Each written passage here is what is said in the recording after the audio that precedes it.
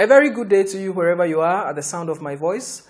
This is St. Carol's School of Nursing. My name is Dr. Caroline Akim. I'm presenting on Christian living, law, ethics, and values. And this is lesson number 7. A quick recap of lesson number 6. We try to have a functional working knowledge of 3 criminal offenses: murder, manslaughter, and reckless manslaughter. We also went into negligence, malpractice, defamation, and confidentiality. We have a functional working knowledge of some defenses and some factors affecting liability. Defenses as to why people did what they did to result in the crimes for which they are charged. We looked at appreciating and understanding of the legal principles and implications underlining decision-making, and we had some examples of examination questions and possible ways of handling them.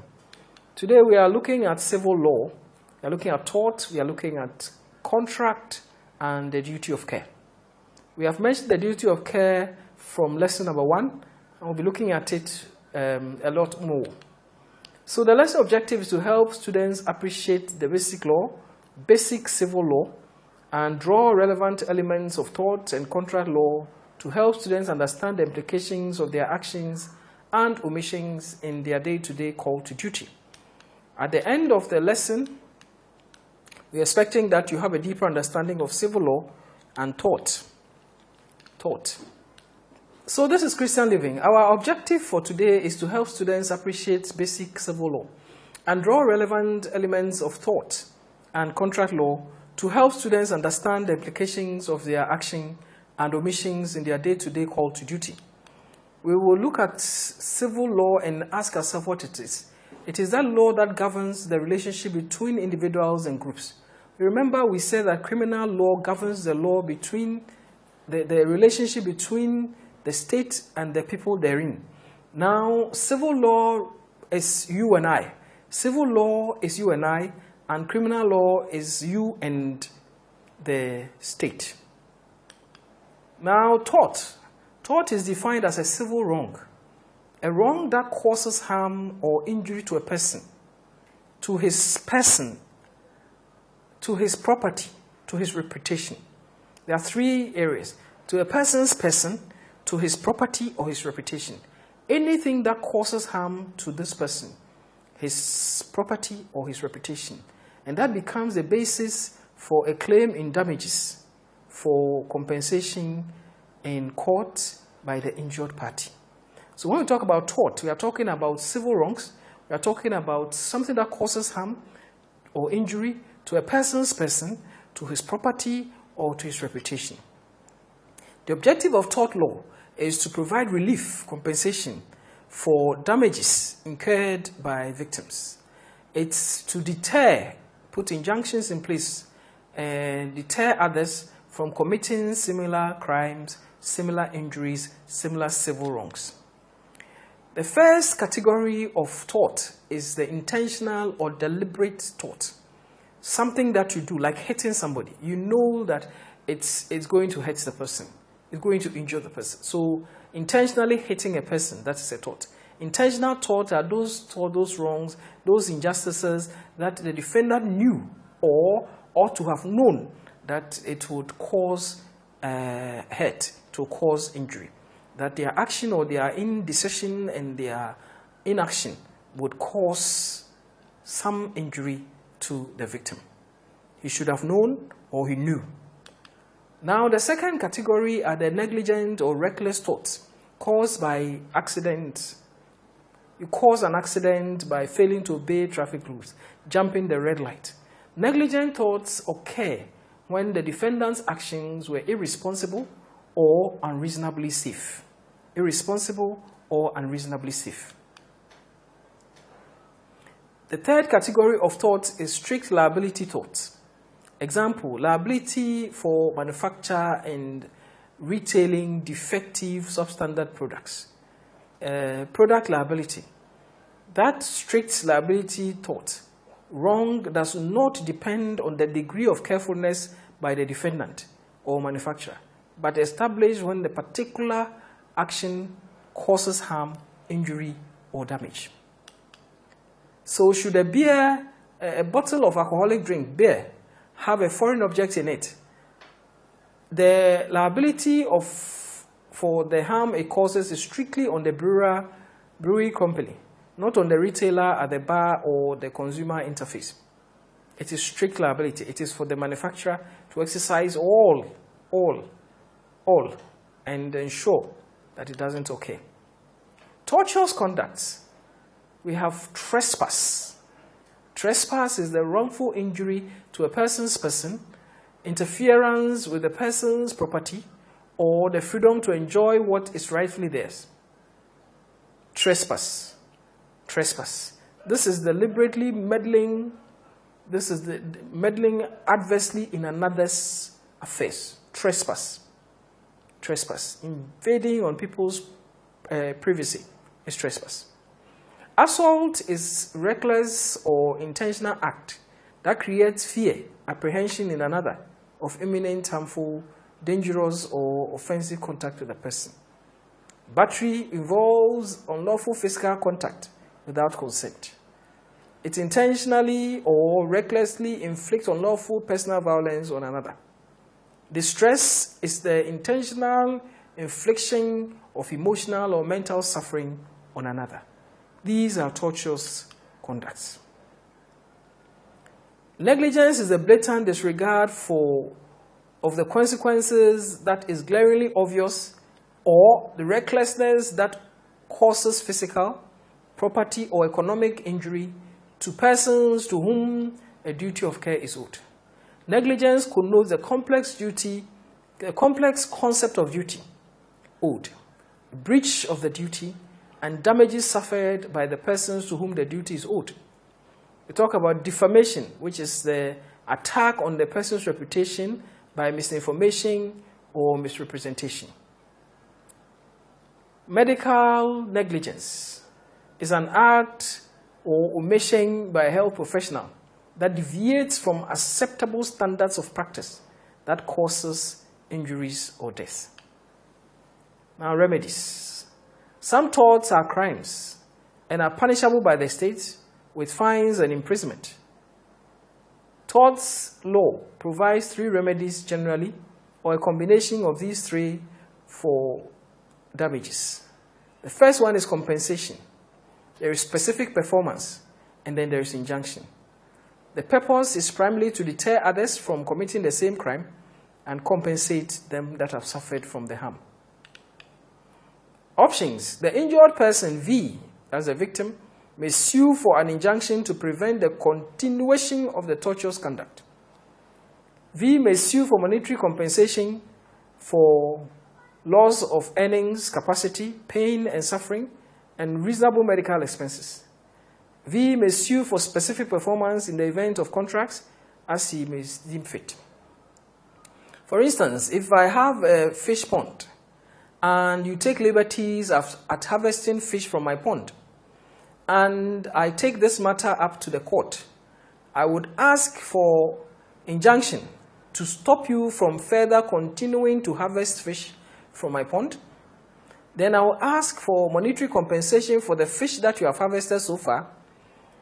If you have harvested 3 large bowlfuls of the fish, I would look at the reasonable market price and ask for that in compensation. The court can ask for a punitive one, which would mean that for a bowl of fish that you have harvested, they would give the price times 3. And they would stop you from continuing the tortious act. So what is a contract? A contract is a legally enforceable agreement between 2 or more parties with mutual benefits and obligations. A contract is a legally enforceable agreement between 2 or more persons, individuals, companies, or groups to do or to refrain from doing something of value, written, verbal, or partially written. So we have domestic arrangements. A domestic arrangement to give or do something cannot be classified as a contract unless the parties expressly intend it to be so.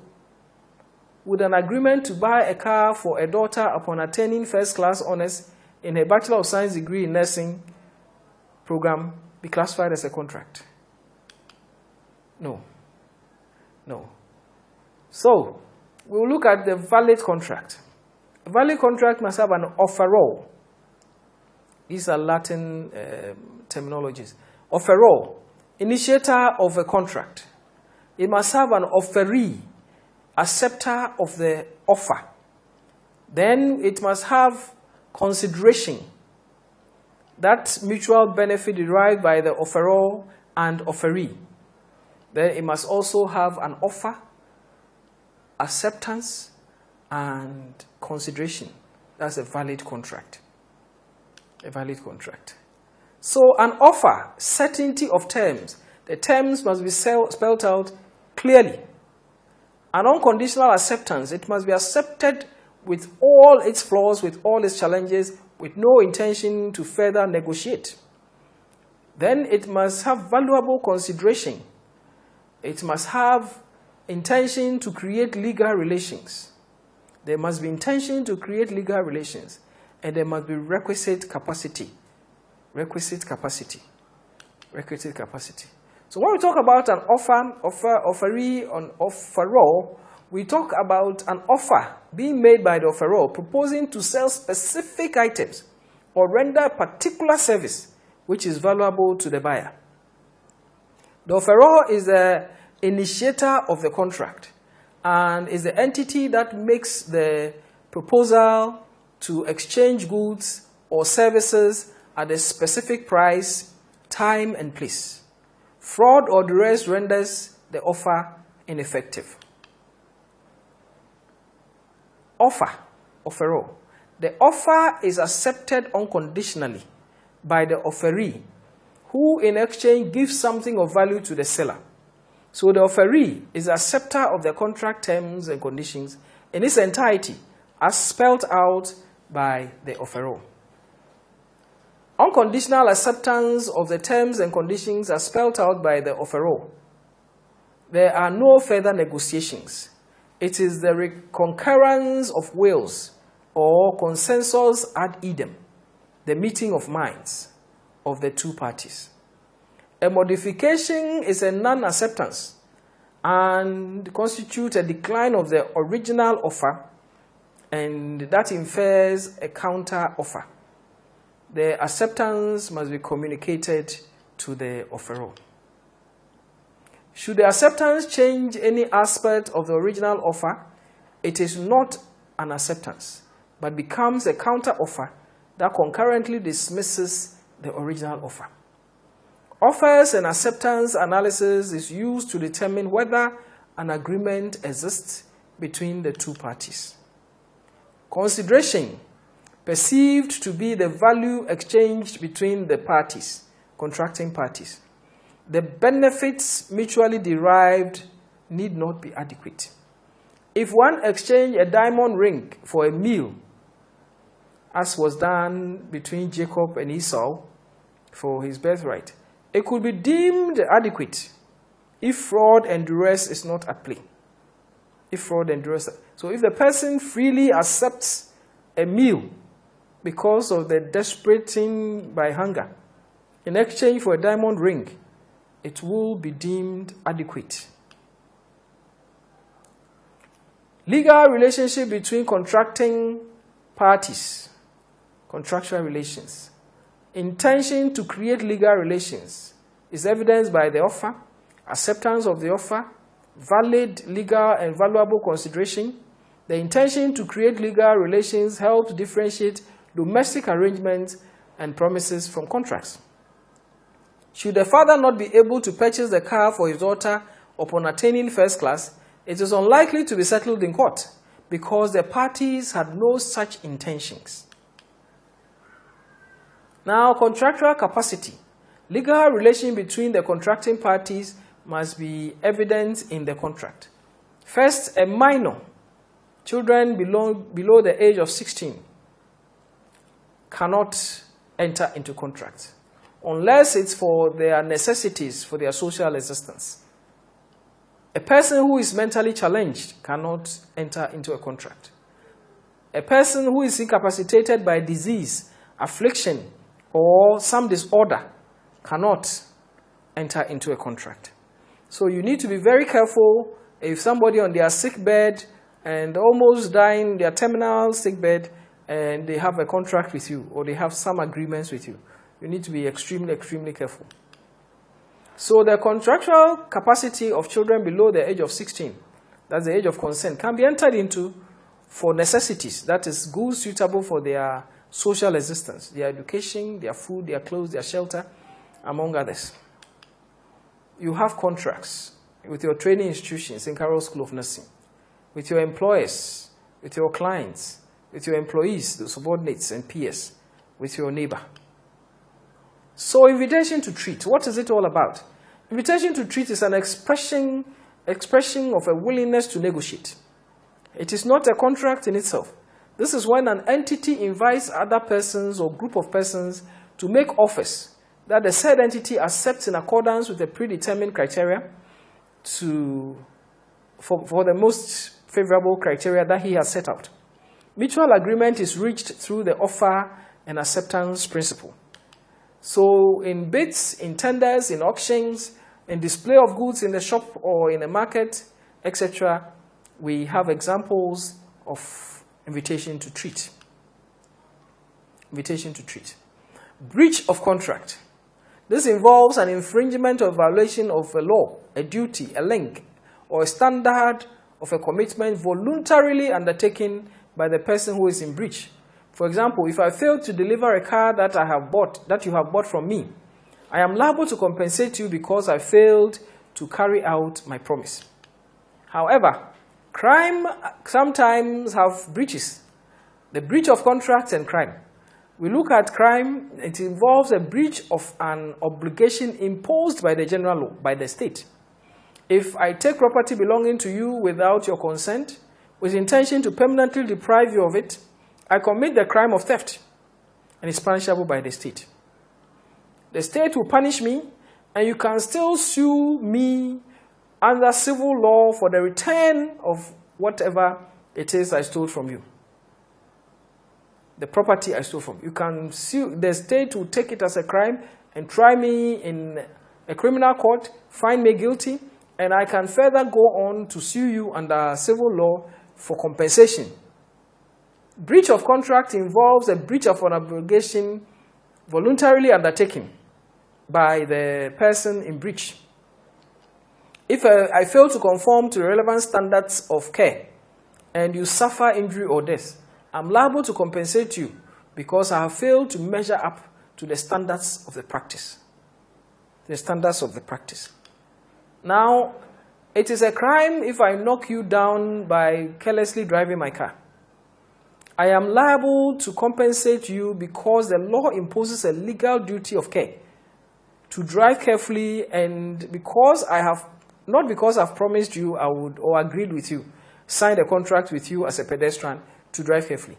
The law imposes a duty, a legal duty on me to drive carefully and not to hurt anybody, not to destroy property, not to deny anybody access to the road. So other road users I must respect, and I owe them a duty because the law imposes a duty of care on me to ensure that my actions and inaction does not cause harm to my